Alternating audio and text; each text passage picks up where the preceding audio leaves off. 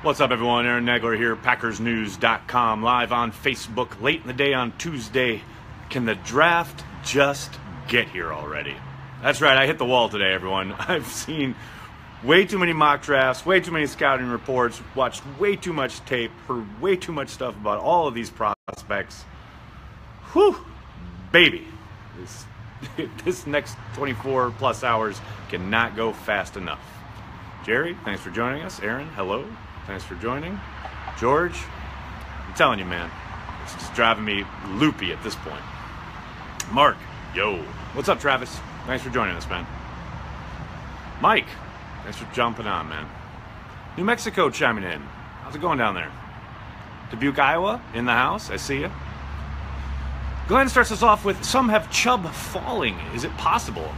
Can't say it's not possible. Every year in the draft, things happen that we don't expect. I would be very surprised if he fell anywhere past 8, but crazier things have happened each and every year.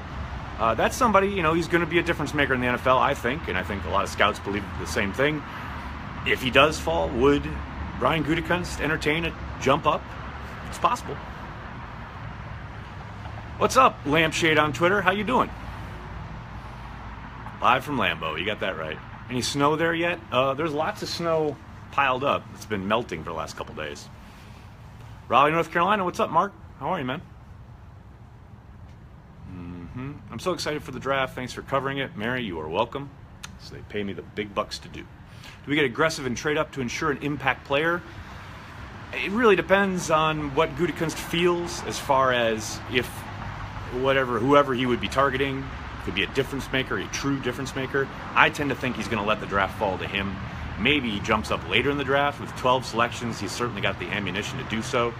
But I think because of the quarterback class and the number of quarterbacks that are expected to be taken early on, it'd be very surprising to me if he felt it necessary to go up. Now, the one guy I keep thinking that maybe is a target that they would jump up a few spots for is Derwin James, if only because teams like Tampa and Washington have been linked to him a bunch of different ways, and I think their interest in him is legitimate.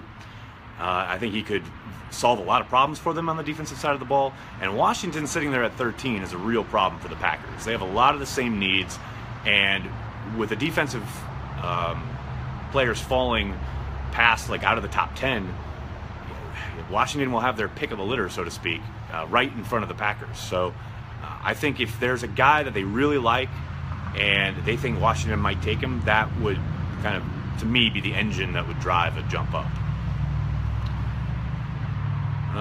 Starting to love Denzel Ward. I'm so late. That's all right. Everybody comes to these prospects as they come to them,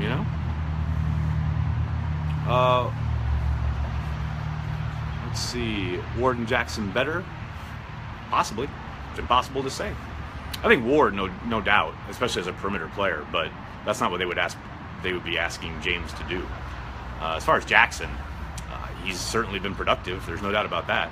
The speed worries you a little bit, but I think if you were just going to plug him on the perimeter and tell him to go, yeah, he's a very good player.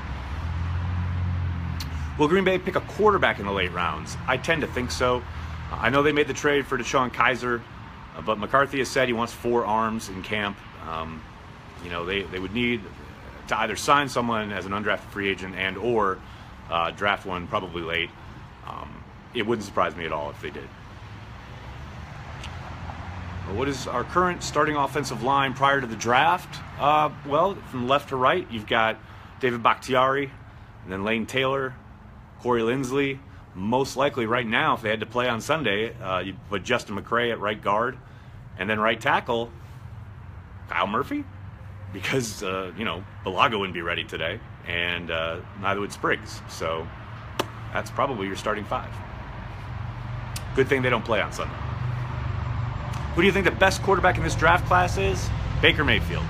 He's been my QB1 this entire process. Nothing's changed in that regard.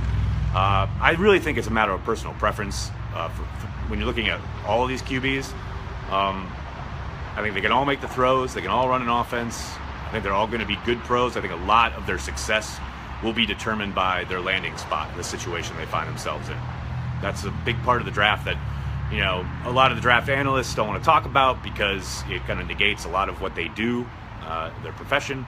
But, you know, a big part of guys being successful on the next level is the situation they find themselves in, the teammates they have, the coaching they get, and that stuff you can't project, you know.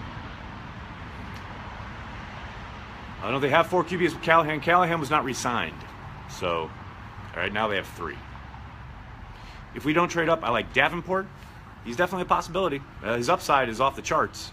I don't know. 14 seems awfully rich for my blood, but they may think differently.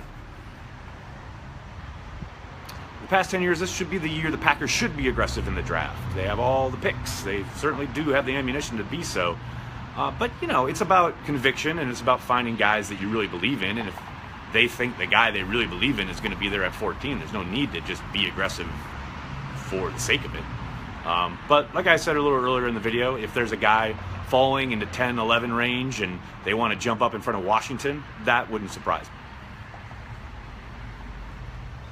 Steve Spurrier, coaching in a new football league, gimmick or good for football? Hey man, anytime the old ball coach is on a football field, I think that's good for football. Do you agree with the height thresholds? I guess it really doesn't matter what I think about the height thresholds. I keep, you know, people, understandably people have pushed back on that idea this offseason in particular, since Gutekunst said he was going to, you know, try to stick to them. But as he said in his press conference on Monday, you know, their starting point is always, can the guy play? They don't want to make exceptions, because as Tom Landry said, you start making exceptions, you'll have a team full of them. But, you know, if the first criteria is watching tape and can he play, then, you know, I don't think they're going to let a half-inch drive decision-making maybe as much as we're thinking.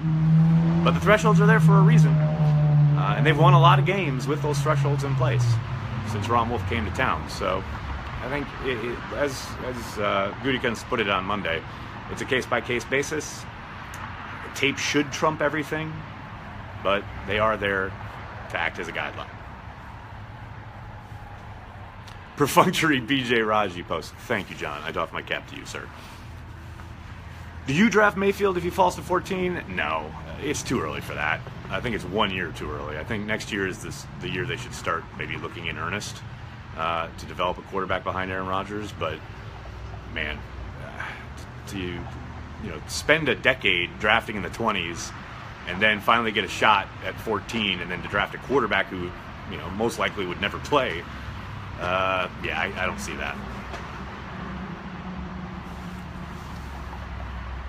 Nagler, do you think DJ Chark will go in the first or second round? I think the second round. I think he's got the game to go late in the first. But I tend to think there are going to be some highly rated players pushing him down. But I tell you what, his speed is enticing. Can't teach speed, can't coach it. So all it takes is one team thinking we're going to have this burner on the outside eating up safeties. It's a possibility. He goes in the first. It wouldn't surprise me. Hi, Deborah. Hi, Mary. Would you take Minkah Fitzpatrick if he falls? Jay, absolutely. Probably not over Derwin James, just because of what they need. To me, between James and Fitzpatrick, I probably prefer James simply because of his ability to rush the passer from the slot. To my mind, he's a little bit more violent. He's a little bit more explosive, blitzing from the slot. I think they both can cover anybody you ask them to all over the field. But I think James is a little bit more physical, and I think that's something they really need. What about Cortland Sutton in the second round?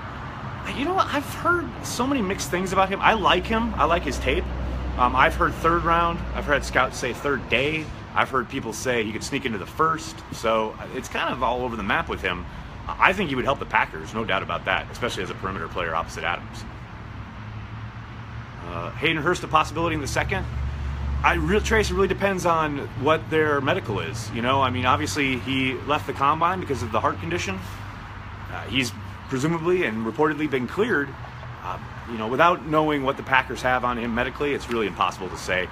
I tell you what, his game tape is exciting. He's an explosive player. And if he were available in the second and they have, a clean bill of health from McKenzie and company, then yeah, I think that makes a lot of sense. Let's see, defensive draft, go offensive line first. That's a possibility. I don't really see. I'm trying to think. Maybe Williams out of Texas or something at tackle. But I would be surprised if they went offensive line in the first round simply because of their really strong track record of finding, offensive linemen later in the draft. When is this alleged Nagler mock in all capitals? It'll be up tomorrow night. If we miss out on Landry, do you think Josh Sweat would be a good third day? Ooh, I don't know, third day. You think he falls that far? I mean, I know he's not, one of the sexy names there at the top of the class, but I think they would probably spend a third-round pick on him. That's just a guess, though. But yes, I think he could definitely help. I like his game a lot.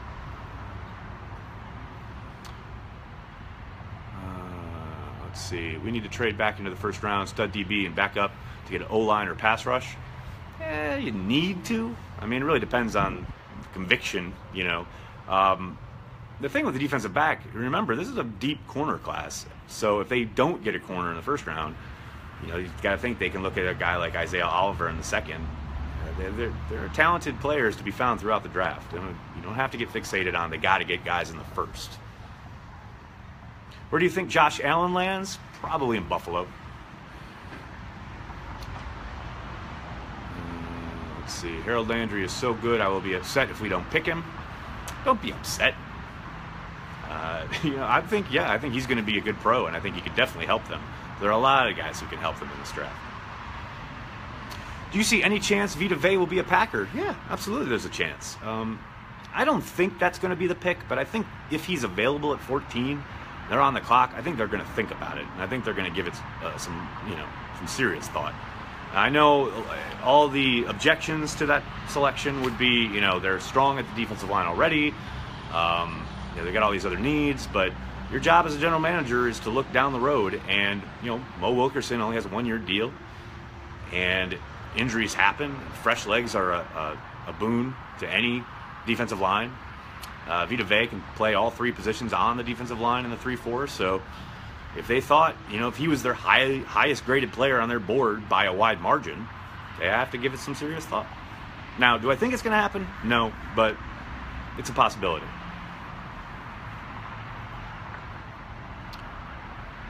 Let's see. Everybody throwing out names and rounds. Hey, man, your guess is as good as mine. What do you think we need more, edge rusher or defensive back? That's a good question. I think, to my mind, my hunch, and this is not, anything other than trying to read between the lines here.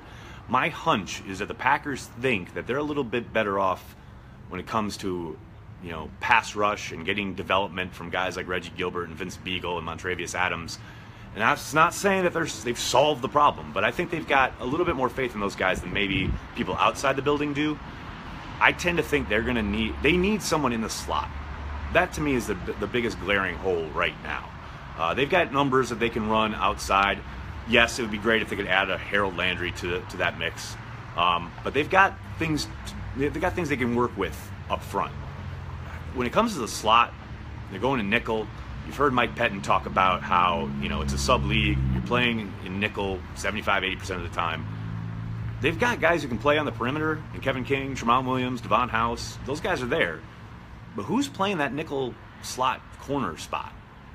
That's a question. And now, obviously, they're going to mix and match. Maybe Josh Jones drops down there from the safety spot, but he's going to get demolished by quick twitch guys in the slot.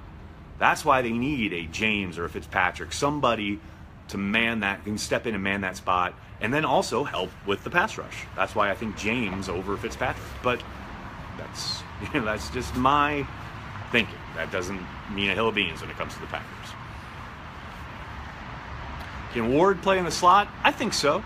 I think he's much more of a perimeter guy, but I think he has the ability to do so. What about UCF Hughes? Yes, I like Mike Hughes a lot. He's one of those guys, when I asked Gutekunst on Monday about this class having a lot of really talented guys at cornerback who are just under their height threshold, and Mike Hughes is one of them. Now, they did have Hughes in for a visit, a pre-draft, one of their 30 pre-draft visits, so I would definitely keep an eye on him.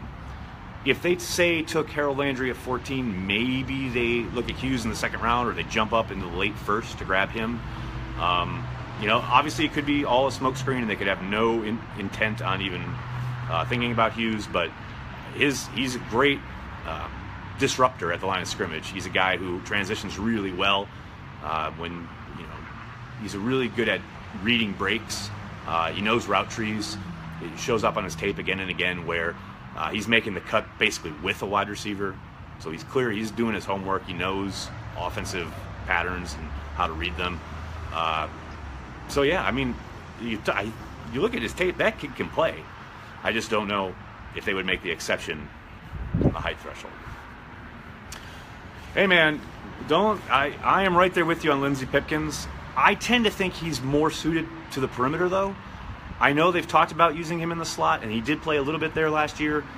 I'm not convinced that he's a slot guy though, but I do like him. I said last spring, a little bit after this time, about a year ago this time, he jumped off the field when we got to see spring workouts as a guy who really did an excellent job staying on a wide receiver's hip. Yeah, man, rev it. Staying on a wide receiver's hip, getting in and out of breaks. He's got it. He's got that thing you need, the quick twitch that you need. So that makes me think, yeah, they could try him in the slot, but I think his best spot is on the perimeter. Again, another perimeter guy in Green Bay. But I agree with you. I think Pipkins has got talent, and I think he could definitely crack the starting lineup if he's given a fair shot. Will Raji be available at 14? Yeah, sure. What about Shaquem Griffin? I really like him as a player. I think the tape shows that he can play.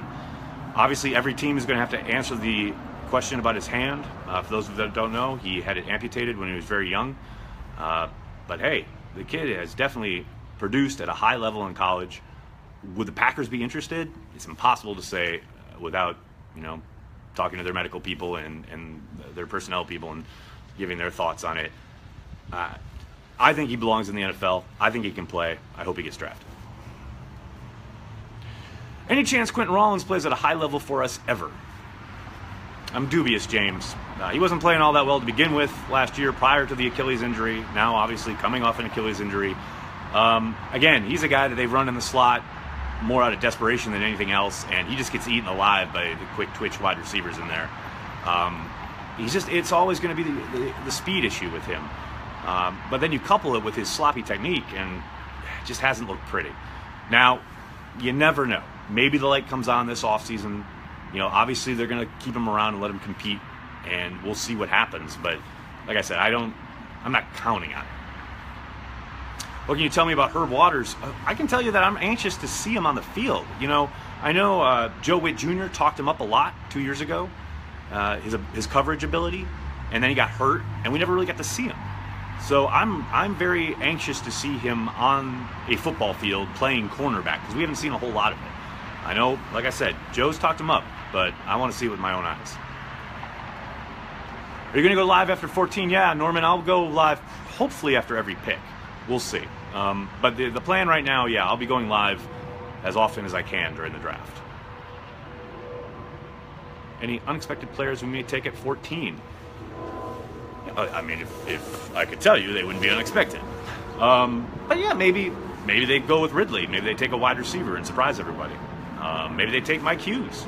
Obviously, that would be from the draft community a bit of a reach, but what the media says as far as where these guys are ranked on lists, etc., that doesn't mean a whole lot when you're talking about those guys in the building there doing the work. So there's a couple, that probably you haven't seen on mock drafts, but I think for the most part, the usual suspects of, Derwin James, Minkah Fitzpatrick, Harold Landry, those are the types of names that'll either be available or that they're targeting. Will the Packers pick up Troy Fumagalli? Maybe on day 3. I think he's going to be a solid pro. I don't think he's exceptional in any area, but I do think he can have a long career in the NFL. And I do think Green Bay could use him. There's no doubt about that. They need a third tight end, and he could fit the bill. Let's see. Sorry, guys. You're at the greatest place in the world. I'm at work. Where's your beer? It is at the bar, waiting for me. 100% chance the guy that they get will be the guy they really like. Yeah, you got that right. What are your thoughts on Jair Alexander? I like his game. I worry about his catch-up speed. I would be surprised if the Packers took him. Again, the height threshold thing. I don't think he's as good a player as Mike Hughes. I think Mike Hughes' tape gives them reason to consider him, even though he comes in under the height threshold. Alexander, not so much. That's just me. That's just my opinion, but they may feel differently. Yeah. I do think he's going to be a good player, but 14 is a little rich for my blood. Trade up, down, or stay? My hunch is they stay, unless Derwin James falls into like the 11 range, then maybe they jump up and try and grab him in front of Washington. But most likely they stay put. Mike Gesicki in the second round. It's possible. I've said several times they need to start investing in the tight end position. Clearly they've been swinging for the fences the last 3 years in a row in free agency. Gesicki can't block worth a lick, but that's something you hope to develop. But I don't know. That seems awfully early for a tight end, but it's a possibility. It really depends on how they have him graded. I tell you what, he'd be fun to watch in the passing game. There's no doubt about that. He can get downfield in a hurry. Any word on Dez? Is that a real possibility for the Packers? I think it's a possibility because, they have a spot opposite Davante Adams that they could use him at. Now, how realistic is it? He's still sitting out there. Yeah, they did make a signing last year, the day before the draft, so watch this space tomorrow. Who knows? I tend to doubt it because I tend to think he's going to want more money than the Packers would be offering, but you never say never. Does Goody bring Ted into the draft room or does he fly solo? Wade, he did say at his press conference Ted would be in the draft room and he would be talking to him throughout the draft, but Gutekunst will be the one making the calls. Is Ty trade bait? I haven't heard anything, but it's a possibility. Obviously, most teams probably wouldn't be willing to give up anything for a guy who has been unable to stay on the field. But he is young, versatile, and on the last year, going into the last year of his rookie deal. So, yeah, it's a possibility. Do we pay Rodgers before the season starts? Matthew, I continue to think so. Yes, I think it'll happen most likely right before camp starts, is my hunch. I have no doubt that Rodgers wants to wait until they see what Matt Ryan signs for. Then they'll have basically, what's up, truck? They'll basically have all of the quarterbacks out of the way that, got new deals this offseason, and then Rodgers and team can start hammering out parameters. But, we'll see. Like I said, I tend to think it'll happen at the end of the summer. Marshall or Dez, in your opinion? Oh, Dez. Big time Dez. Marshall, I guess, is a possibility. Simply because, like I said, they have that spot open opposite Adams, but he's a bit older and he hasn't been quite as productive or as good as Dez. I think a lot of Dez's issues, the drop in productivity, a lot of that was about the quarterback, not so much about Dez. I still think Dez can be a monster in the red zone, and you put Dez Bryant, Davante Adams, Jimmy Graham, and Ty Montgomery all on the field together in the red zone. Good luck if you're a defense. Is Clay Matthews ever returning to Pro Bowl form? Andrew, I would posit that he did last year. A lot of people didn't notice it, but he played at a very high level last year. The problem is he didn't have a lot of sacks. He had a lot of disruption. He played a lot of good football, but because he didn't have the sack total, a lot of people didn't notice. But he played at a very high level last year. Now, obviously he's been paid a lot of money. He's continuing to be paid a lot of money, and the unspoken rule is if you make a lot of money as a linebacker, you're expected to get to the quarterback. You're expected to put up those numbers. So we'll see how they play him this year. A lot, I think, will depend on what happens Thursday night in the draft. I think they'll continue to move him around, and they're going to try and get him in advantageous situations. But his game is much more now about disruption, athleticism, than it is about beating a tackle one-on-one on third down. That hasn't been his game for a while. But he is still a very good football player, and he's still an asset to their defense. Are you excited at a draft of the new GM? I'm excited for it to be over. I'm excited for Saturday night to roll around and for the thing to be done and all the writing and videos to be over and to be at the bar. That's what I'm excited for. All right, everybody, I'm going to jump. Thank you so much for jumping on. I'm sorry if I couldn't get to your question. I'll be back tomorrow, barring any breaking news tonight. Make sure you're checking PackersNews.com for all the latest. The guys got tons of great draft content up there for you. Like I said, if I didn't answer your question here, check PackersNews.com. It's most likely answered there. In the meantime, I hope you guys have a great night. Talk to you guys tomorrow.